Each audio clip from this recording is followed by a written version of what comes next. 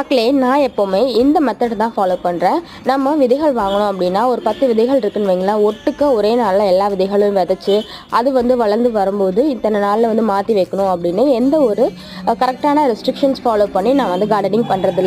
எல்லா விதைகளையும் ஒட்டுக்கா நம்ம பதியம் வைக்கும்போது என்ன விதைகள் என்ன செடி முளைச்சிருக்கு அப்படின்றதே நமக்கு தெரியாதுங்க. இன்கேஸ் அந்த செடிகள் எல்லாமே முளைச்சி வந்துச்சு அப்படின்னா அதை நம்ம மாற்றி வைக்கும்போது அதுக்கான மண்கலவை தயார் பண்ணி மாற்றி வைக்கிறது ஒரு பெரிய வேலையா.